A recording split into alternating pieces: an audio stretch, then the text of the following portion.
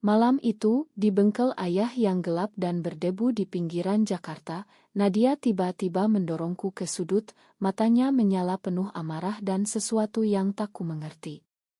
"Aisyah, kamu tidak bisa terus menghindar dariku seperti ini," bisiknya dengan suara gemetar, tangannya memegang bahuku erat hingga aku merasa terperangkap. Saat itulah dia mengucapkan kata-kata yang menghancurkan duniaku, "Aku mencintaimu, bukan sebagai saudara, tapi sebagai perempuan yang ingin bersamamu selamanya." Aku terpaku, napasku tersendat. Bagaimana bisa?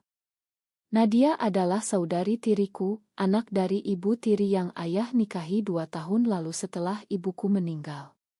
Kami tinggal di rumah sederhana di kawasan Tanah Abang, di mana ayah bekerja sebagai montir mobil, dan ibu tiri membuka warung kecil. Aku, Aisyah, berusia 22 tahun, baru lulus kuliah jurusan psikologi, sementara Nadia, 24 tahun, bekerja sebagai guru les priat. Kami seharusnya hanya saudara, tapi malam itu semuanya berubah. Aku ingat betapa awalnya kami akrab. Saat ayah memperkenalkan Nadia dan ibunya, aku merasa senang punya saudara perempuan. Kami berbagi kamar, bercerita tentang mimpi-mimpi kami di malam hari. Nadia selalu mendengarku dengan sabar, membantuku belajar, bahkan menemaniku ke kampus saat hujan deras. Tapi belakangan, sikapnya berubah. Dia sering memandangku terlalu lama, menyentuh tanganku dengan lembut yang membuatku gelisah. Aku pikir itu hanya kebiasaan, tapi sekarang, di bengkel ini, semuanya jelas. "Aku tahu ini salah," lanjut Nadia, suaranya pecah. "Tapi aku tidak bisa menahannya lagi. Setiap hari melihatmu, rasanya seperti siksaan. Kamu cantik, pintar, dan baik hati. Aku tidak peduli dengan apa kata orang, Aisyah. Tolong katakan sesuatu." Aku mendorongnya menjauh, jantungku berdegup kencang. "Ini gila, Nadia. Kita saudara. Apa yang akan ayah katakan? Ibu. Masyarakat. Di Indonesia ini, hal seperti ini bisa menghancurkan kita." Aku berlari keluar bengkel, meninggalkannya sendirian di sana. Malam itu, aku tidak bisa tidur. Pikiranku dipenuhi gambar Nadia, senyumnya, tapannya. Apakah aku juga merasakan hal yang sama? Tidak, itu tidak mungkin. Aku heteroseksual, seperti yang diajarkan keluarga dan agama kami. Keesokan harinya, aku menghindari Nadia sepanjang waktu. Di meja makan, aku duduk jauh darinya, berpura-pura sibuk dengan ponsel. Ayah memperhatikan ketegangan itu. "Kenapa kalian berdua seperti orang asing? Apa ada masalah?" tanyanya sambil menyendok nasi. Ibu tiri tersenyum tipis, tapi matanya curiga. Nadia hanya menunduk, tidak menjawab.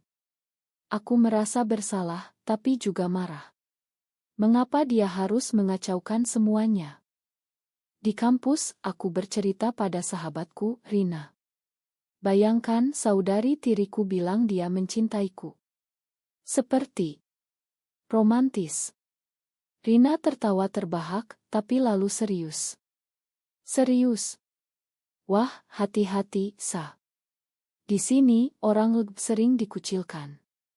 Keluargamu kan konserati. Jangan sampai rumor tersebar." Kata-katanya membuatku semakin takut. Di Indonesia, di mana mayoritas Muslim, hubungan sesama jenis sering dianggap dosa besar. Aku ingat berita tentang raya di klub malam, atau orang-orang yang diusir dari kampung karena dicurigai gay atau lesbian. Tapi Nadia tidak menyerah. Sore itu, dia menungguku di depan rumah. "Kita harus bicara," katanya tegas.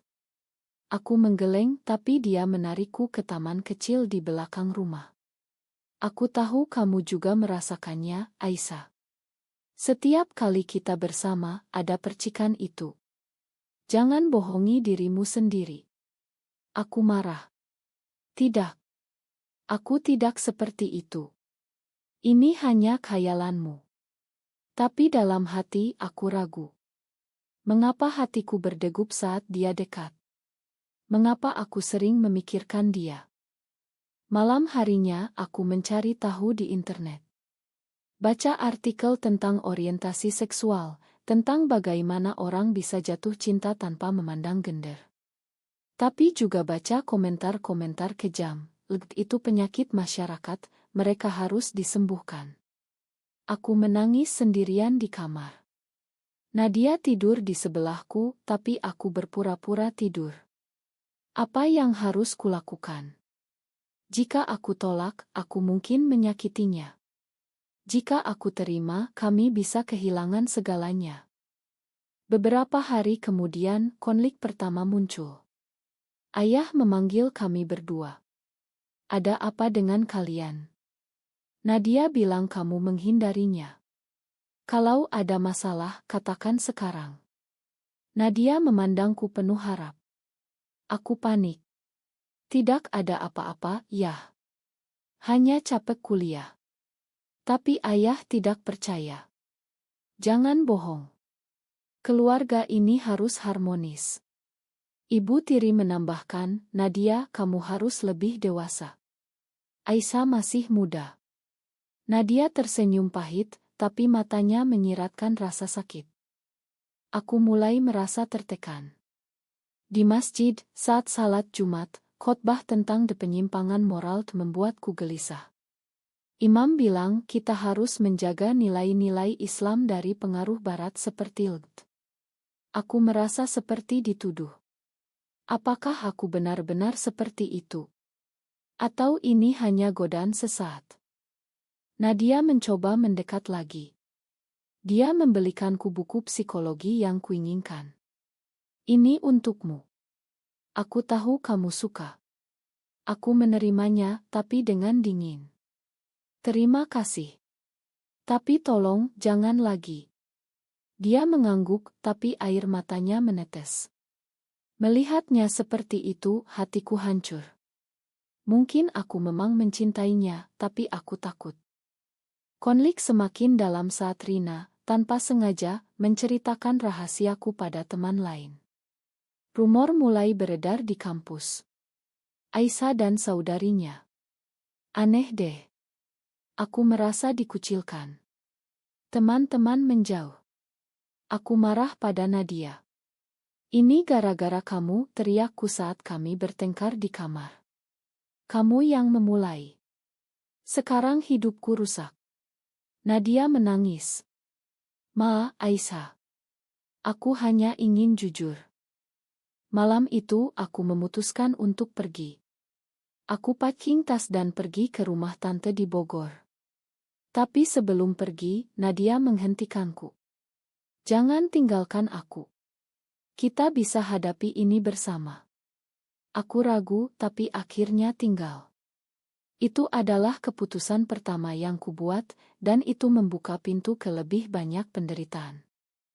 Di Bogor, aku tinggal di rumah tanteku selama seminggu. Udara sejuk pegunungan seharusnya menenangkan, tapi pikiranku kacau.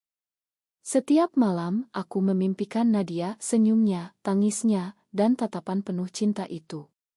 Tanteku, seorang janda yang bekerja sebagai guru, memperhatikan kegelisahanku. Ada apa, nak? Kamu seperti orang kehilangan arah. Aku tidak bisa cerita. Bagaimana menjelaskan bahwa aku mungkin jatuh cinta pada saudari tiriku? Telepon dari Nadia datang setiap hari. Aisyah, pulanglah. Ayah khawatir. Suaranya lemah, penuh penyesalan. Aku ingin marah, tapi justru rindu. Akhirnya, aku pulang. Saat tiba, Nadia menyambutku dengan pelukan hangat. Makan aku, bisiknya. Aku melepas diri, tapi hatiku luluh. Mungkin ini awal dari sesuatu. Tapi kenyataan lebih kejam. Di rumah, ibu tiri mulai curiga. Dia menemukan catatan Nadia yang jatuh dari tasnya. Aisyah, aku tidak bisa hidup tanpamu. Ibu tiri marah besar. Apa ini? Kalian berdua gila, teriaknya di ruang tamu. Ayah terkejut. Nadia, jelaskan. Nadia menangis. Yah, aku mencintai Aisyah. Bukan sebagai saudara. Ayah terdiam, wajahnya memucat. Sebagai orang yang taat beragama, dia selalu mengajarkan kami nilai-nilai tradisional. Ini tidak benar. Di mata Allah, ini dosa besar, katanya dengan suara gemetar. Ibu tiri menambahkan, kamu akan menghancurkan keluarga ini. Pikirkan tetangga, masjid, masyarakat. Nadia berlutut. Ma, ya. Tapi ini perasaanku. Aku berdiri di sana, tak bisa berkata apa-apa. Ayah memandangku. Aisyah, apa kamu juga? Aku menggeleng cepat. Tidak, ya. Ini kesalahan Nadia. Tapi dalam hati aku bohong. Aku sudah mulai merasakan getaran yang sama. Itu malam penuh air mata. Ayah memutuskan Nadia harus pindah ke rumah saudaranya di Bandung untuk menyembuhkan dirinya. Nadia pergi besok paginya. Sebelum berangkat, dia berbisik padaku, aku akan tunggu kamu, Aisyah. Jangan lupakan aku. Aku menangis sendirian setelah dia pergi. Rumah terasa kosong. Ayah dan ibu tiri berusaha bertindak normal, tapi ketegangan ada di mana-mana. Di masjid, ayah berdoa lebih lama, memohon ampun atas cobaan ini. Di kampus, rumor semakin parah. Seorang teman, yang kukira sahabat, menyebarkan cerita. Aisyah lesbian, loh. Sama saudarinya sendiri. Aku dihindari di kelas. Dosen memanggilku. Ada masalah. Kamu terlihat tidak fokus. Aku bohong lagi. Tapi dalam hati, aku marah pada masyarakat yang begitu cepat menghakimi. Aku mulai mencari dukungan online. Bergabung dengan forum anonim untuk di Indonesia. Baca cerita orang-orang yang mengalami hal serupa, ditolak keluarga, diusir, bahkan diancam. Satu cerita tentang perempuan di Aceh yang dihukum cambuk karena dicurigai lesbian membuatku takut. Tapi juga ada cerita harapan, keluarga yang akhirnya menerima. Nadia menelepon dari Bandung. Aku di sini sendirian, Aisyah. Paman memaksaku ikut pengajian khusus untuk memperbaiki diri. Mereka bilang aku sakit. Suaranya pilu. Aku menangis. Bertahanlah. Aku juga menderita di sini. Kami bicara berjam-jam, berbagi rasa. Itu membuatku sadar, aku mencintainya. Tapi pengkhianatan datang dari Rina. Dia yang kukira teman, ternyata memberitahu ayahku. Aisyah juga terlibat, Om. Hati-hati. Ayah marah besar. Kamu bohong padaku, teriaknya. Aku ditahan di rumah, tidak boleh keluar. Kamu harus berubah. Besok kita ke Ustadz untuk ruyah. Aku merasa seperti tahanan. Malam itu aku kabur. Naik ojek ke stasiun, menuju Bandung. Saat tiba di rumah Paman Nadia, aku menemukannya sendirian di kamar. Aisyah, katanya terkejut. Kami berpelukan. Aku tidak bisa tanpamu, kataku. Itu adalah keputusan berani, tapi aku tahu ada harga yang harus dibayar. Di Bandung kami sembunyi sementara. Nadia berhenti les, aku tinggalkan kuliah. Kami hidup sederhana, bekerja paruh waktu di KAE. Tapi bayang-bayang keluarga mengejar. Ayah menelepon, marah. Pulanglah. Jangan hancurkan hidupmu. Ibu tiri menambahkan, kalian akan dikutuk masyarakat. Kami mencoba bertahan, tapi tekanan semakin besar. Nadia mulai ragu. Apa ini benar? Kita melawan semua orang. Aku meyakinkannya. Cinta kita benar. Yang salah adalah dunia yang tidak mengerti. Tapi dalam hati aku takut. Apa kami bisa bertahan? Konflik puncak di bagian ini, Paman Nadia menemukan kami. Dia marah, mengusir kami. Kalian membawa malu keluarga. Kami lari ke Jakarta lagi, tapi kemana? Kami tidur di penginapan murah, mencari pekerjaan. Nadia sakit karena stres. Aku merawatnya, tapi hatiku hancur melihatnya menderita. Ini adalah harga pertama, kehilangan keluarga, stabilitas, dan rasa aman. Tapi cinta kami semakin kuat. Atau begitulah yang kupikir. Hidup di pinggiran Jakarta sebagai buronan dari keluarga sendiri terasa seperti mimpi buruk. Kami menyewa kamar kecil di kawasan slum dekat Kali Ciliwung, bekerja sebagai pelayan di warung makan. Nadia dengan ijazah sarjananya sekarang mencuci piring.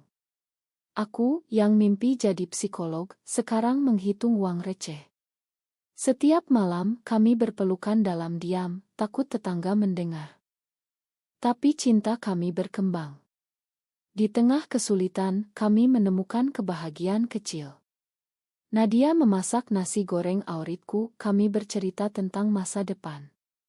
Suatu hari, kita bisa hidup bebas, katanya. Aku percaya. Tapi realitas menampar. Ayah menemukan kami melalui teman. Dia datang dengan ustadz dari masjid. Aisyah, Nadia, ini penyimpangan. Biar ustadz bantu kalian. Ustadz membaca ayat-ayat Al-Quran tentang Lot dan kaumnya.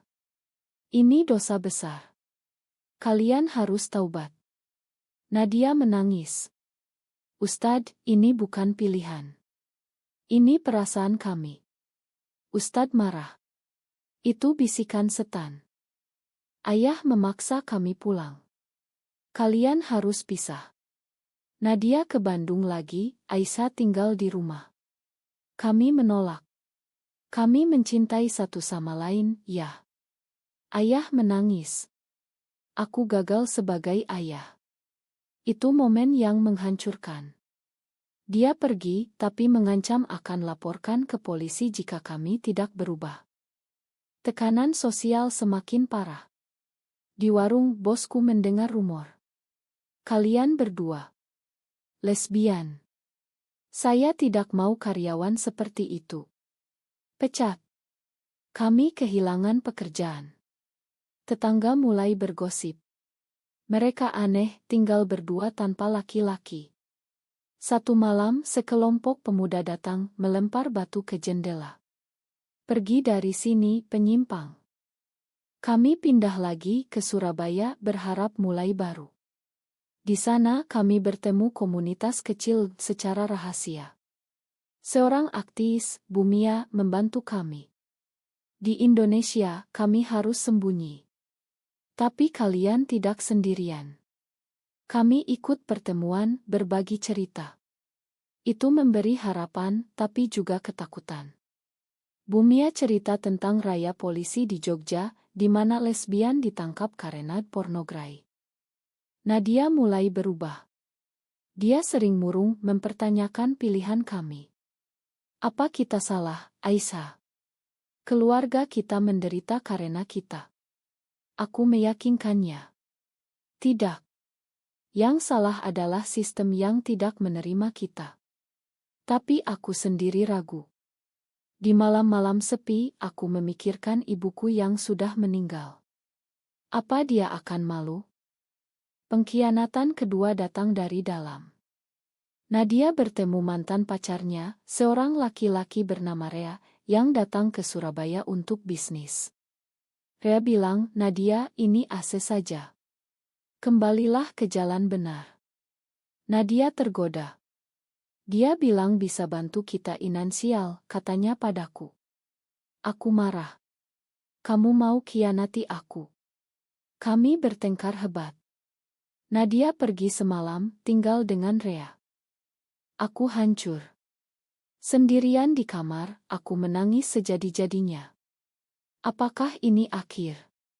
Pagi harinya, Nadia kembali menangis. Ma, Aisyah. Aku salah. Rea hanya ingin memanatkan. Kami berdamai, tapi retak sudah ada. Kepercayaan terguncang. Kembali ke Jakarta, kami coba rekonsiliasi dengan keluarga. Ayah setuju bertemu di rumah.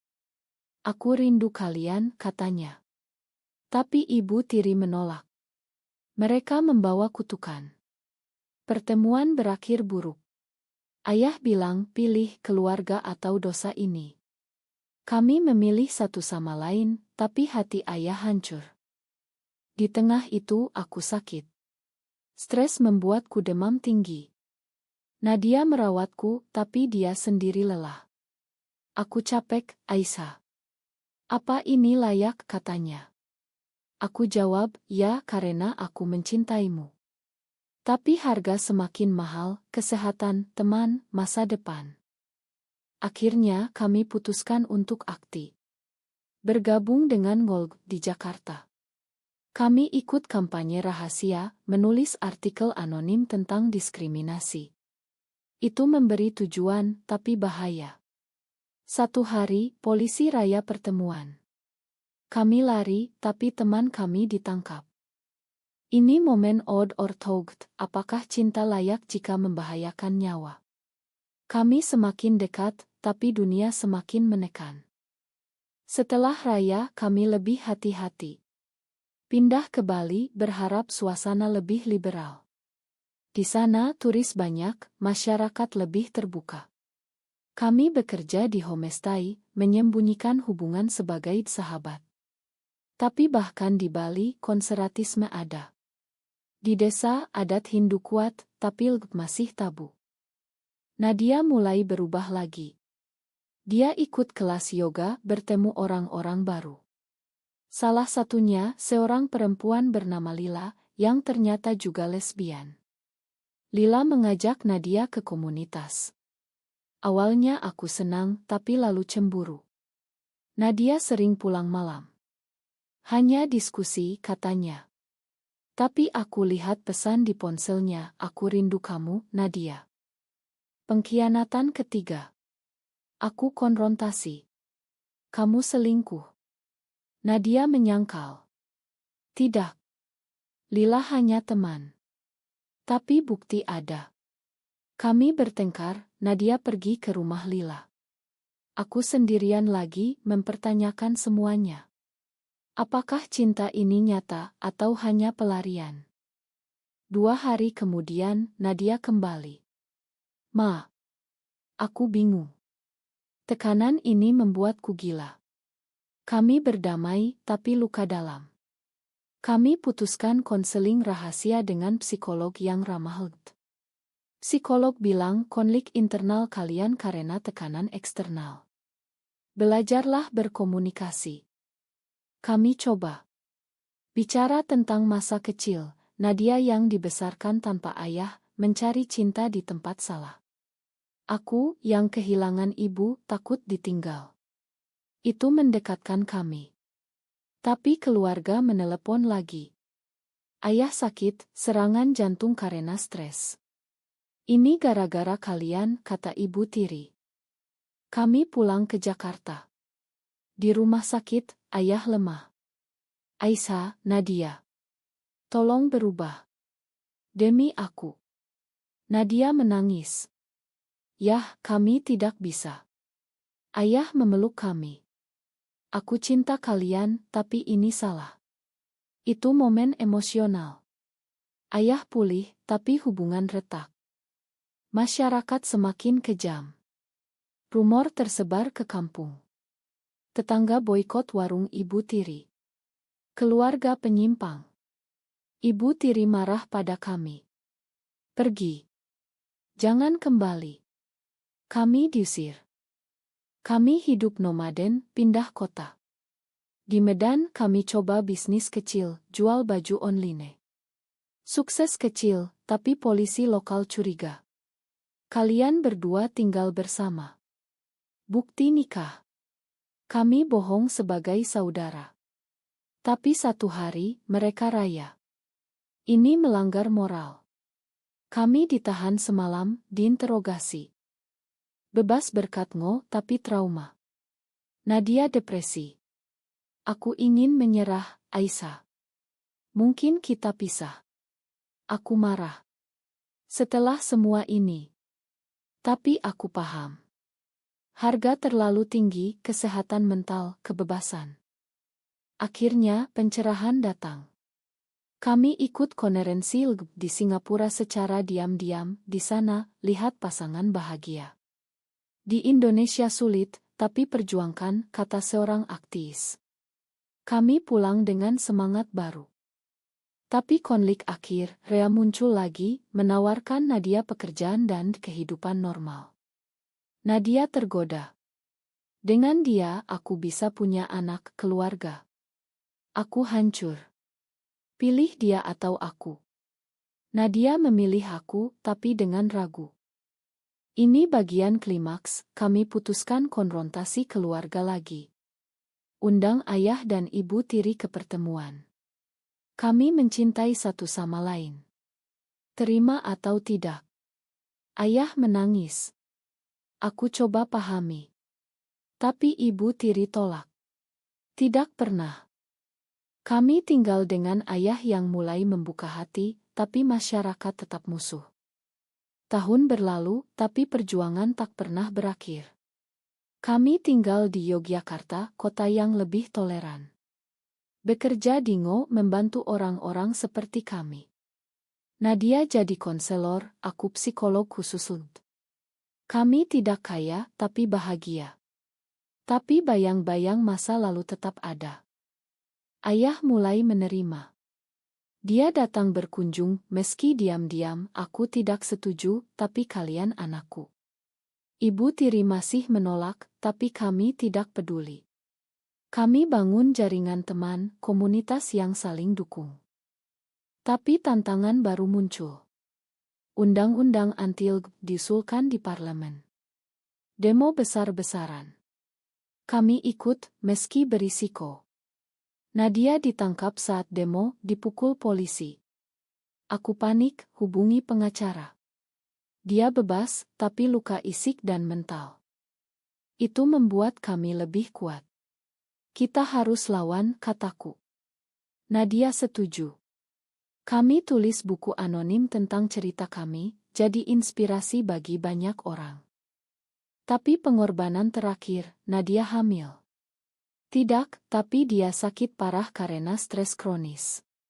Kanker. Dokter bilang tekanan emosional mempercepat. Aku merawatnya berbulan-bulan. Ma, Aisyah. Aku bikin kamu susah. Aku menangis. Tidak. Kamu segalanya.